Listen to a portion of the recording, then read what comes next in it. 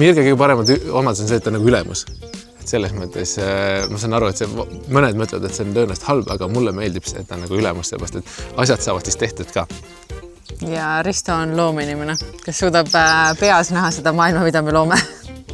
Loomaarstiks või loomaaeda tahtsin minna tööle.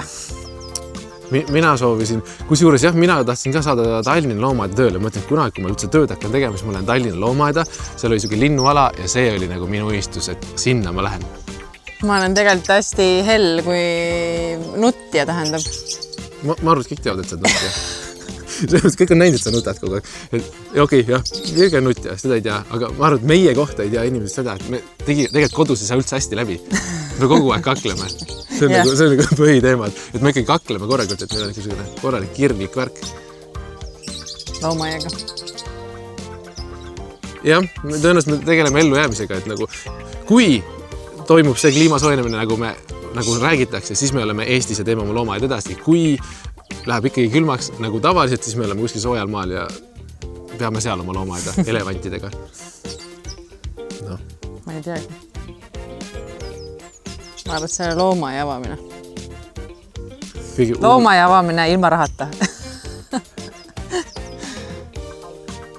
Kõige julgem tegu. Ma ei tea, kas on loomaaia rajamine, selles mõttes ma uskusin sellesse kogu aeg, aga julgem tegu tõenäoliselt see, et me läheme sellega edasi ka.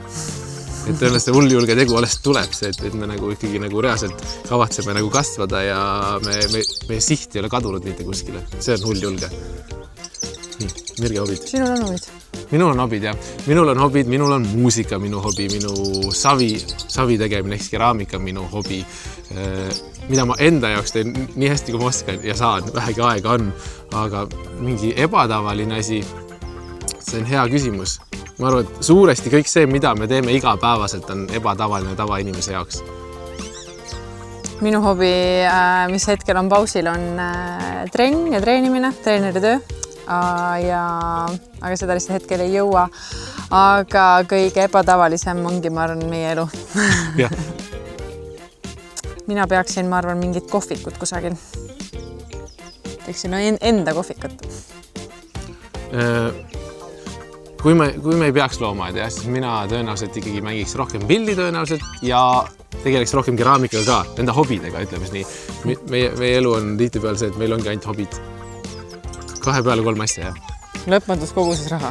Jah, tõenäoliselt meil on nagu ressurssi peaks olema rahaliselt rohkem või õigemini see oleks nagu teeks elu nii palju lihtsamaks.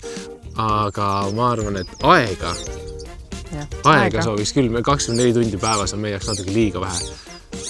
Ja siis puhkust. Ma mõtlesin, kas puhkust või töötajaid? Puhkust. See on käsikäes, töötajad ja puhkust käsikäes. Et kui meil on rohkem töötajaid... Aga raha eest saab töötajaid osta. Ja tõenäoliselt ikkagi puhkust tahaks ka vahetavahel, aga see on selline päike tuleb, siis läheb mööda. Sri Lanka. Ja, Sri Lanka on meie kõige ägedam reis. Me käisime rahvuspargis ja elevandid ja kõik. Me ikkagi lähme loomi vaatama. Selles mõttes, me lähme kodust ära ka lihtsalt loomi vaatama. Et lihtsalt keskkonnavahetus, see oli mega. Mina annan selle, et iga asi omal ajal. Täpselt, iga asi omal ajal.